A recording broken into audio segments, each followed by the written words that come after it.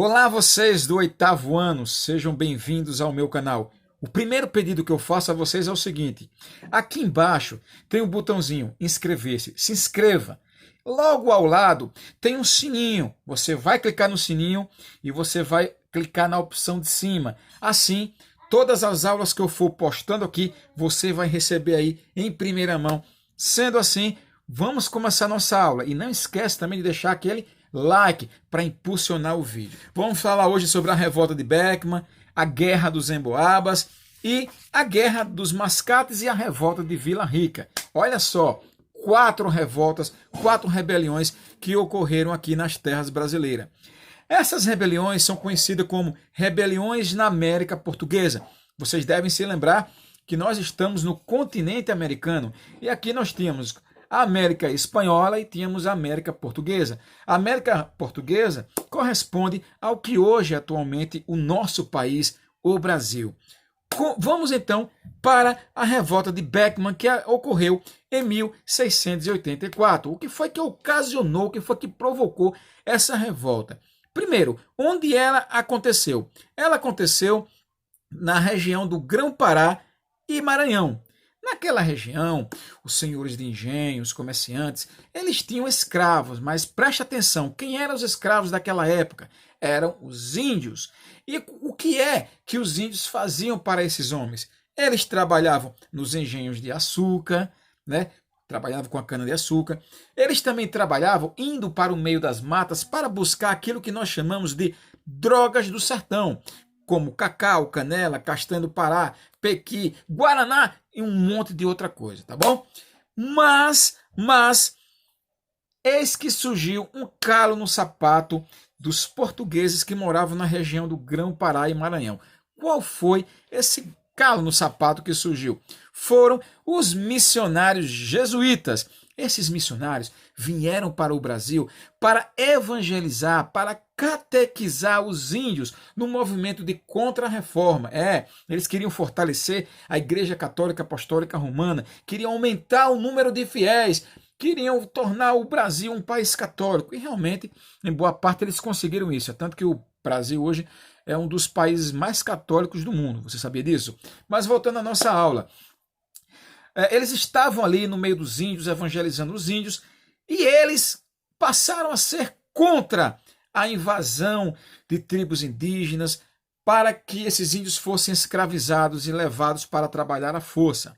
Eles conversaram então, começaram a pressionar a coroa real, e a coroa real então proibiu a escravização dos índios e criou a Companhia de Comércio do Maranhão, dizendo para aqueles homens, os donos de engenho, os donos de comércio, lá do Grão-Pará e Maranhão, de que eles não se preocupassem, porque logo eles iriam ofertar uma nova mão de obra para trabalhar no lugar dos índios, que eram os escravos que viriam da África.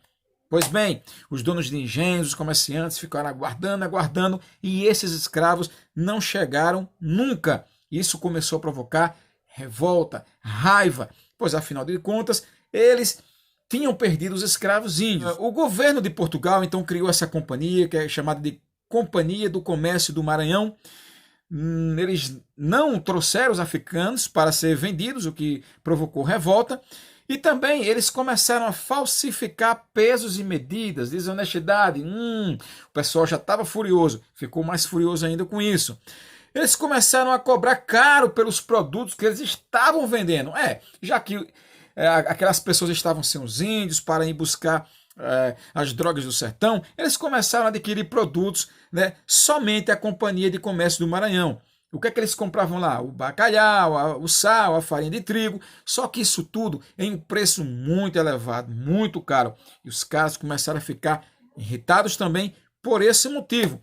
E para piorar toda a situação, eles pagavam barato por aquilo que eles estavam comprando da região. Sim, os portugueses, através dessa companhia, também compravam produtos, só que eles queriam pagar uma mixaria, uma ninharia. Aí, meu amigo, não dá certo. Eles ficaram mais irritados, mais furiosos. E um cara, o nome desse cara é Manuel Beckman. Anota o nome dele aí. Manuel Beckman. Ele era um senhor de engenho e ele falou: chega, basta, pega a garruncha. O menino dele foi lá, pegou a garruncha. Pai, para que é? Me toma aqui. E você também vem comigo. Ô, minha gente, vamos lá, que agora nós vamos botar pra lascar. Tá declarada a revolta contra a coroa. Nós vamos tomar o poder, é agora ou nunca. E esse cabo, meu amigo, juntou ali o pessoal da região, que estava todo mundo revoltado, estava esperando só alguém para encabeçar. E o cara que encabeçou isso tudo foi o Manuel Beckmann. E aí o que eles fizeram? Eles invadiram os armazéns da Companhia de Comércio do Maranhão. E pega tudo aí, é tudo nosso! Ah! E foi aquela algazarra, todo mundo pegando, entrando, aquela balbúrdia toda. Em seguida, eles marcharam para a sede do governo lá e destituíram o governador. Sai daí, sou eu que mando aqui. E aí, em seguida, eles ocuparam também o colégio dos jesuítas. Os jesuítas, ficaram com medo, levantaram a batina e saíram correndo, gente. Saíram correndo, não é brincadeira não. Quem é que não vai correr? Os caras tudo armados de garruncho. Fazia que tu não corria. Tu corria. Não vem pra cá dizer que tu é valente, porque eu sei que você corria. Né? Não adianta nem mentir pra mim, tá bom? E aí dezenas, né, de missionários fugiram com medo de morrer. E o nome dessa revolta, então, é conhecido como a Revolta de Beckmann. Mas aí, quando a coroa portuguesa ficou sabendo disso, mandou as tropas de Portugal. As tropas de Portugal vieram com tudo, vieram, sabe, e eram bem maiores. E começou aquela guerra, era tiro para lá, tiro para cá, bala por todos os lados. E aí, os revoltosos perderam. O rei mandou então buscar, aliás, a coroa real mandou então pegar o líder. O líder, que era o Beckmann, ele foi condenado à morte. Olha só, na forca, enforcado. Mas, preste atenção nisso aqui. Eles decidiram atender às exigências dos colonos. Quem se lascou foram os caras, né, que foram brigar. Quem ficou em casa foi beneficiado, né? Ele extinguiu a Companhia de Comércio do Maranhão. Então, ele tira a Companhia de Comércio do Maranhão. Deixa esse pessoal livre aí. E voltou a permitir a escravização dos indígenas. Então, apesar de ser uma revolta em que os revoltantes perderam, tomaram pau e o líder foi condenado à forca, foi uma revolta em que eles foram atendidos, tá bom? Vamos agora para a Guerra dos Emboabas, por volta de 1693. Tem um paulista, o nome desse paulista era Antônio Rodrigues Arzão. Ele descobriu, gente, aquilo que Portugal queria há muito tempo. O que era que Portugal queria há muito tempo quando chegou aqui no Brasil? Ouro. Procurou e ninguém conseguia encontrar. Até que em 1693, Antônio Rodrigues Arzão descobriu o ouro. Ele descobriu esse ouro perto de onde hoje, né, é a cidade mineira de Sabará. E aí, nos anos seguintes, por toda aquela região, ele começou a descobrir outras minas de ouro ali, tá? Como, por exemplo, Vila Rica, que hoje é Ouro Preto.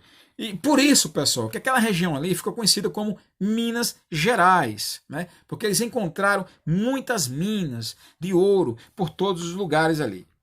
Assim que a notícia se espalhou, milhares de pessoas das mais diversas regiões começaram a fluir, começaram a ir para aquela região. Todo mundo quer ficar rico. E naquela época era muita gente pobre, todo mundo dava uma trapilha dizendo, essa é a chance, mulher, que eu tenho. Fica aí cuidando dos meninos que eu vou descer. Eu vou lá para a região das Minas Gerais que eu quero encontrar ouro, eu quero fazer ouro, eu quero ficar rico. Tá bom? E todo mundo afluiu para o sertão mineiro. E de onde é que essas pessoas vinham? De onde é que vinham? Gente, vinha do Rio de Janeiro, vinha da Bahia, vinha de São Paulo, vieram até de Portugal. A história chegou em Portugal, os portugueses desceram para cá. E aí onde foi o problema, tá? Qual foi o problema? Que quando os portugueses chegaram ali, os portugueses, né, eles eram chamados de emboaba. Por quê? A palavra emboaba, dizem, né, que significa aves de pés cobertos, é uma expressão de origem indígena. Mas outras pessoas dizem que esse termo significa forasteiro. Aí fica ao seu critério. Mas, de qualquer maneira, é uma palavra pejorativa, tá?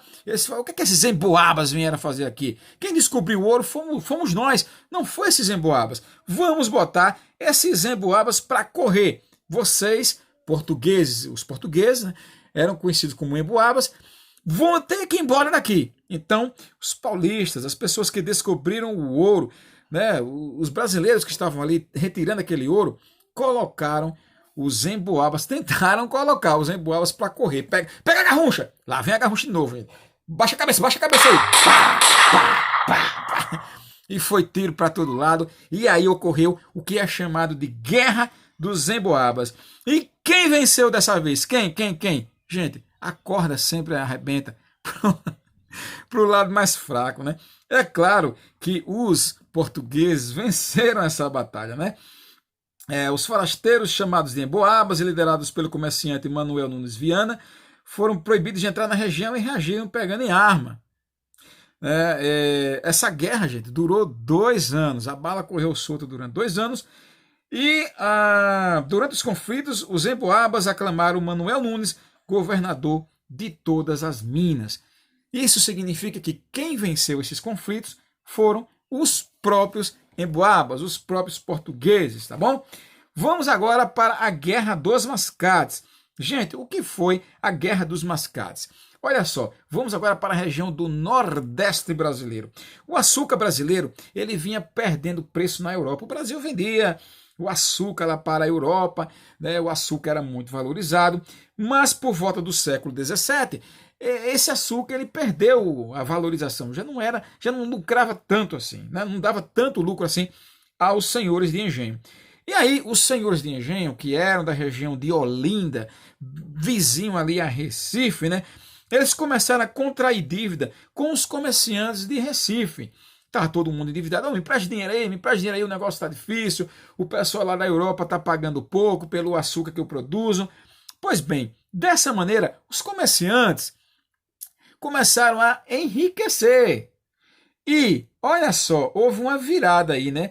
E aí você sabe que o poder financeiro sempre, via regra de exceção, está aliado também ao poder político. Embora fossem ricos, esses comerciantes não tinham político, pois Recife era controlada pela Câmara Municipal de Olinda, liderada pelos senhores de engenho local. Quem não tinha o poder? Os comerciantes. Mas como eu falei, os comerciantes começaram a enriquecer e os donos de engenho começaram a perder o poder financeiro. É aqui aonde o jogo vai virar. Conscientes de sua força, os comerciantes de Recife pediram ao rei de Portugal que elevasse seu povoado à vila. E os comerciantes começaram a falar, olha só, quem tem o dinheiro aqui somos nós. Então, isso aqui tem que ser transformado em uma vila. Transforme-se em vila. E eles, naturalmente, foram atendidos, porque eles tinham o poder financeiro. Eles foram elevados à vila, passaram a ter a própria Câmara Municipal, deixando de depender de Olinda. Os proprietários olindenses, então, ficaram revoltados. Mas como é que pode? Como é que pode? Eles têm mais poder do que nós. Nós sempre detivemos o poder. Nós precisamos manter esse poder que é nosso. Vamos atacar! Pega a garrucha! Baixa a cabeça e a garrucha!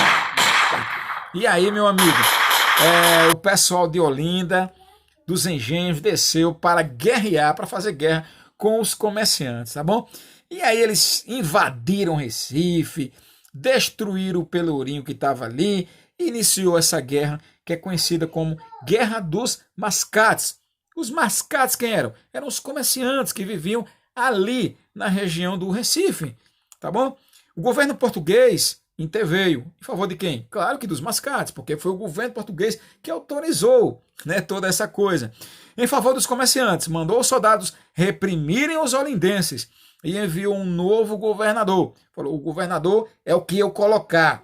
Os revoltosos serão dizimados. Recife foi confirmada como vila independente e tornou-se capital de Pernambuco até os dias de hoje. A capital de Pernambuco é Recife. Vamos então à revolta de Vila Rica. A revolta de Vila Rica ocorreu em Minas Gerais. Gente, para controlar a exploração de ouro, cobrar impostos e julgar os crimes praticados na região, o rei de Portugal decidiu criar ali uma intendência das minas, que era um órgão responsável por isso tudo. E aí, galera, o que aconteceu foi que, ao mesmo tempo que Portugal incentivava a extração de ouro, porque Portugal, desde o início aqui da colonização, eles queriam encontrar ouro. Encontrar ouro, eles diziam, extraia ouro, quanto mais ouro, melhor, né? eles começavam a cobrar impostos. E aí era imposto para tudo que é lado. Imposto sobre homem livre, imposto sobre escravos, imposto sobre tecido, imposto sobre ferramenta, imposto sobre gêneros agrícolas, imposto sobre ouro. Sobre o ouro era 20% de todo o ouro que fosse extraído. Esse 20% de que você deveria dar a Portugal, do ouro que você extraísse, era conhecido como o quinto. Então, o quinto era 20% do ouro que você extraísse, deveria ser destinada a Portugal. E o brasileiro, que desde o começo era malandro, começou a dizer assim: quem é que vai dar 20% do ouro? Eu não vou não, eu vou dar alguma coisinha aqui. O resto eu vou esconder. E aí, quando eles estavam viajando nas estradas que ligavam Minas Gerais a Rio de Janeiro, São Paulo e Bahia, ali sempre haviam guardas, né, de Portugal, e para aí, paga o quinto. Aí, não, tá aqui, cadê o ouro? Não tem mais não, pode olhar, não tem mais não. Rapaz, tinha. Tava dentro da bota, tava no meio dos dedos. Eles mandavam passar também nas quitantes, colocavam dentro dos doces, as mulheres passavam: não, eu tô vendendo só doce, quer um docinho aqui? Não, quero não. Já pensou, rapaz, se o cara botasse o docinho na boca, era doce de ouro, né? Docinho amarelinho, mas ele não abria, né? Tudo isso para dar um jeitinho. E ali também, dentro de estátuas de santo. Olha só, vou mostrar essa imagem aqui. Aqui tem a santa e aqui, ó, é o fundo da santa. Tinha uma tampa, eles colocavam o ouro todo aqui dentro e fechavam. Para onde você está indo? Não, a gente está fazendo uma procissão. Mentira, rapaz, não tinha nada de procissão. Na verdade, eles estavam contrabandeando o ouro. E aí, meu amigo, logo a conversa se espalhou. Você sabe que sempre tem um dedo duro, um fofoqueiro. Quando isso chegou aos ouvidos de Portugal, Portugal ficou puto da vida e falou: pois vamos criar as casas de fundição. É isso mesmo. Eles tirando o ouro lá, e na mesma hora a gente pega o ouro, leva para a casa de fundição, e nessa casa de fundição nós vamos fundir o ouro, transformar ela em barras, e essa barra vai ser selada, e nós já vamos tirar o quinto dela. Então não tinha para onde escapar. Você pagava de qualquer jeito o quinto. Os bichos foram... O brasileiro daquela época achou que ia ser esperto, mas na verdade eles sofreram uma verdadeira aula de malandragem lá da coroa real, né? Enfim, vamos lá. E aí, com a criação das casas de fundição, aumentou a insatisfação das pessoas que já reclamavam do alto preço dos alimentos. E isso aí acabou provocando a revolta, que é conhecido como a Revolta de Vila Rica. O que é que eles exigiam? Em primeiro lugar, redução dos preços dos alimentos. Segundo lugar, anulação do decreto que criava as casas de fundição. Não queria mais saber de casas de fundição, né? E aí a revolta foi duramente reprimida. Portugal mandou o exército, foram detonados, segura o tiro, mais uma vez, né? E quem foram os principais líderes? O tropeiro Felipe dos Santos, o minerador comerciante Pascoal da Silva Guimarães. Estes dois foram presos. Felipe dos Santos, que era um dos revoltosos, foi morto e teve seu corpo feito em pedaços. E o corpo dele, além de ter sido feito em pedaços, foi exposto, né, lá às margens das estradas. Para que isso? Para que as pessoas que fossem passando às margens das estradas diziam: epa, que é isso aqui? Uma cabeça, eita, que é isso aqui? Uma perna, eita, que é isso aqui? Outra perna, esse que é isso aqui? Uma mão, um braço, para que todo mundo ficasse assustado e dissesse: rapaz, quem é doido levantar a voz contra a coroa imperial? Não vou fazer isso não, era para amedrontar a população. O rei separou Minas Gerais de São Paulo, criando em 1720 a capitania de Minas Gerais. E essa foi a nossa aula de hoje. Deixa o seu like aí embaixo, tá? Deixa um recadinho para mim, eu sempre leio os recados que vocês deixam. Beijo no seu coração e faz a atividade que eu vou deixar aí embaixo, onde tem a descrição do vídeo, tá aí embaixo, tá vendo aí? Agora deixa o like, senão vai tomar cascudo, moleque. Valeu!